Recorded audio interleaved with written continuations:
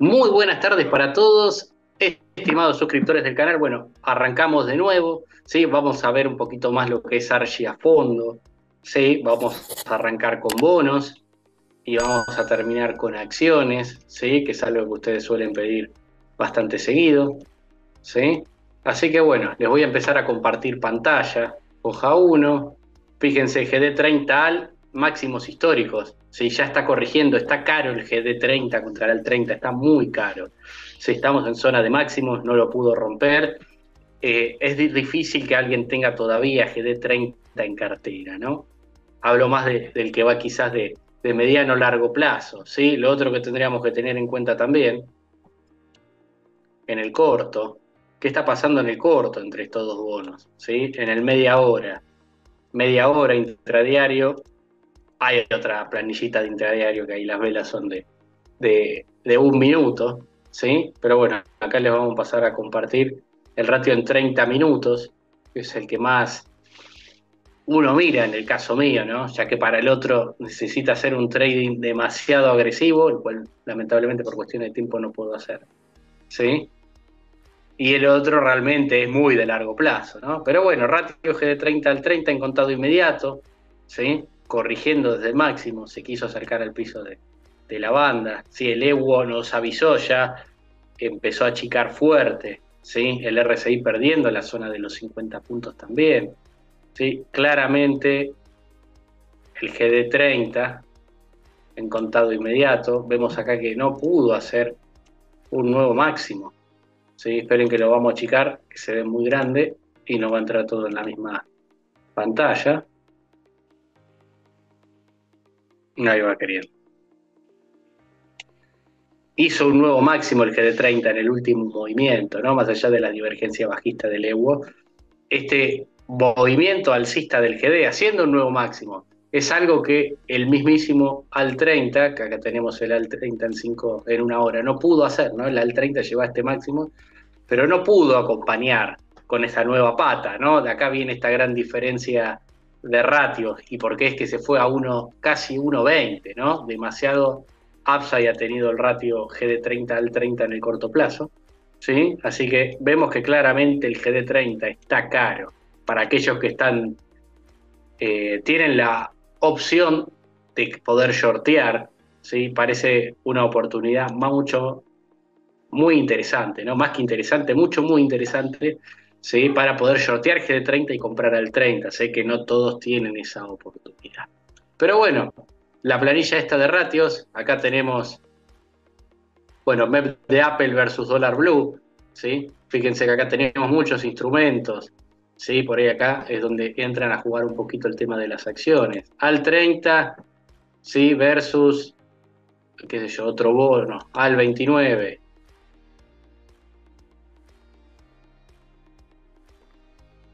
Tenemos un ratio promedio, el cual está por encima del mismo, ¿sí? Fíjense hoy acá la volatilidad que hay entre los mismos es casi nula, ¿no?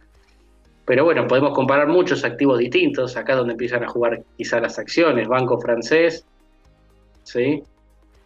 Contra Banco Macro, con el APSA o la suba que hoy está teniendo el francés de 4%, se está alejando del promedio, pero fíjense qué poca volatilidad, qué parejo que está todo. Banco Francés versus Galicia, ¿sí?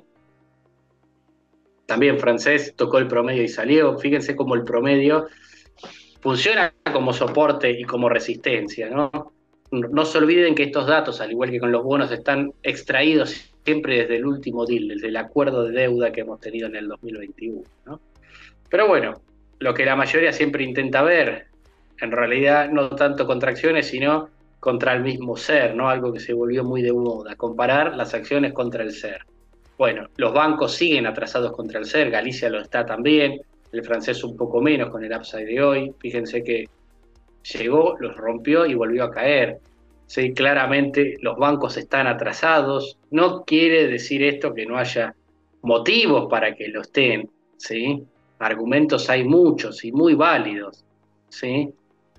Pero me parece que podrían volver tranquilamente por lo menos al promedio, ¿no? Esta es Galicia, fíjense qué parecido el gráfico, volvió al promedio, volvió a caer, me parece que Galicia tranquilamente puede tener su pequeño rally, aunque sea para volver al promedio y alcanzar a la inflación en rendimiento, ¿no? Inflación la cual contra muchas acciones pierde y pierde por goleada, ni hablar contra el mismo Merval, ¿sí?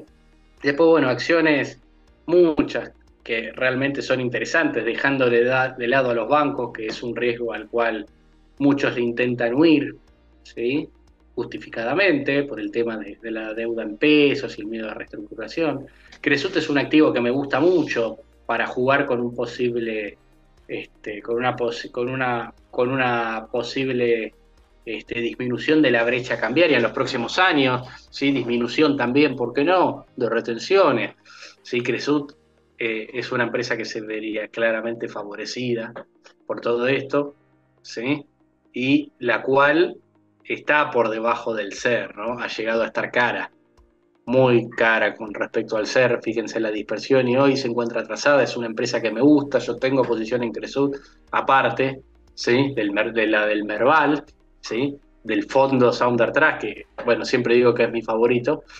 Aparte, tengo posición en Cresut, me parece que es un activo muy interesante para tener en los próximos años, ¿no? Jugando con el famoso trade short brecha, ¿no? Después, bueno, empresas muchas, ¿no? Loma Negra, por ejemplo, ¿sí? También está un poquito por debajo del SER, supo estar por encima, es otra empresa que suele ser ganadora en estos contextos, ¿sí? Cablevisión realmente está muy interesante para tener en cartera, es una empresa que está muy atrasada, la cual seguramente vuelva a los $4. Sí, fíjense acá lo cara que estuvo contra el SER, está realmente muy atrasada, tanto Cablevisión como Telecom. Son 12 empresas las cuales son realmente atractivas, ¿sí? Para tener en cartera desde mi humilde punto de vista. Teco, fíjense, también muy por debajo del promedio versus SER. Sí, por lo menos al promedio volverán en algún momento y ahí es donde pueden tomar ganancias, no tendrían un rendimiento real por encima de la inflación, que es algo que la mayoría suele buscar, ¿no? Eh, Aunque todavía siguen quedando los fanáticos del dólar, ¿no? Que siguen teniendo el dólar como benchmark, pero me parece que se está dando vuelta a la tortilla, ya que seguramente en los próximos años también la inflación le termine ganando al tipo de cambio, ¿no? Pero bueno, vamos a ver otro, ¿sí?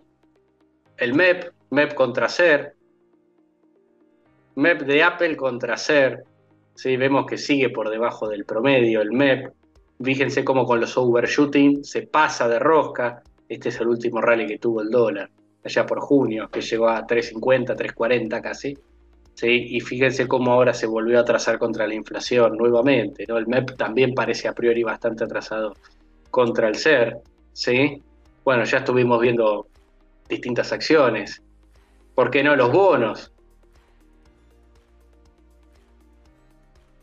GD30 versus SER. Fíjense el GD30, otro atrasadísimo, ¿sí? Contra la inflación.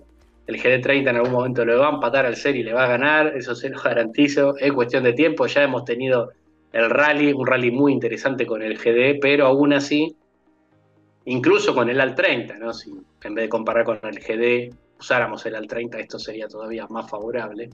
Pero bueno, se usa el GD30 como referencia, ya que es el bono más líquido y es ley extranjera. Pero bueno, ya que estamos, podemos usar otro bono también.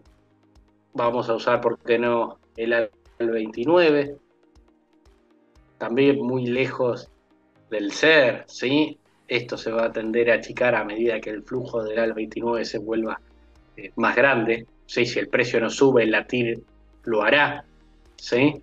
Así que hay cosas realmente que están atractivas contra SER. Después, bueno, hay otras que realmente han subido mucho más, como Come, ¿no? Que es una empresa que a mí me gusta por su fundamental, pero viendo esto, ¿sí? Teniendo en cuenta el corto plazo, creo yo que hay empresas que tienen mayor upside, ¿no? Como las que estuvimos viendo, más allá de que puede seguir subiendo Comercial del Plata, ¿no? Bueno, este es el último ratio que vamos a ver hoy, ETF de emergentes, EM, ¿sí? El ETF de acciones emergentes versus el Merval. Vemos claramente que el ETF de acciones emergentes está trazado contra el Merval, ¿sí? Eh, por eso hice el video de ETF de Emergentes hace unas semanas. Hay un buen upside ahí, las acciones chinas están en piso, son las que más ponderan. Bueno, Taiwan Semiconductores la compró Buffett hace poco, es una que pondera mucho en este ETF, así que me parece que es una muy buena opción para tener en cartera, particularmente este ETF, ¿no? Así que bueno, esto valuado en dólares. Así que bueno, gente, esto es todo por hoy. Nos vemos la próxima semana. Saludos y abrazo grande para todos.